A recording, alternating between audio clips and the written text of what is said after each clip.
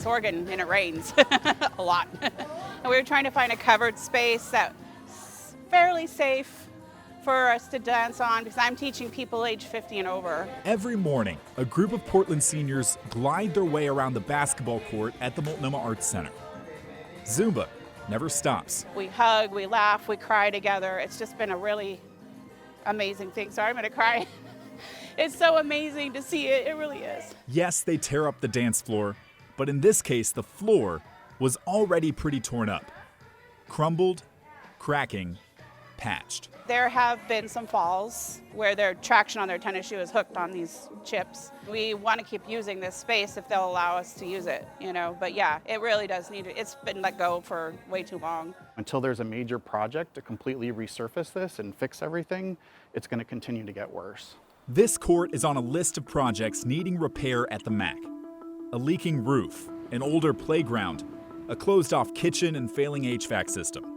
But these issues are drowned out by more than 1,000 other concerns across the city of Portland. We requested the data: every park, sidewalk, and playground, all the buildings, bridges, and equipment, making a map of everything that Portland Parks and Recreation says needs to be repaired and replaced. The Bureau reports a backlog of $615 million in deferred maintenance throughout the system. Simply put, a lot of parks infrastructure is crumbling. Is this, hey, by next year we need a solution? What would you describe this as? 10 years ago. We needed a solution probably more than 10 years ago. Adina Long is the director of Portland Parks and Recreation.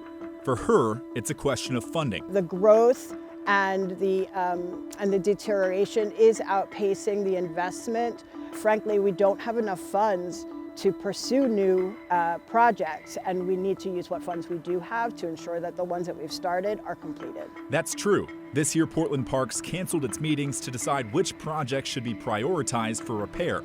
An October report says most maintenance funding is needed for ongoing projects, and the Bureau didn't want to halt these projects to initiate new ones.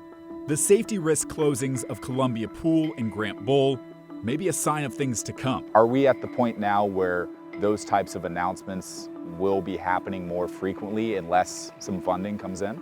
Absolutely.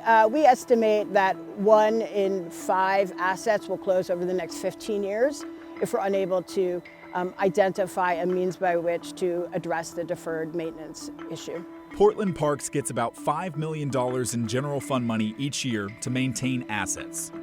The Parks Levy, which passed in 2020, provides money for operations, not capital projects. System development charges paid by new developers can only be used for new projects, not maintenance. That leaves the park's replacement bond. It passed in 2014, providing up to $68 million for repairs and improvements to prevent closures. But that money has nearly all been spent. The final project with bond funds will wrap up this year.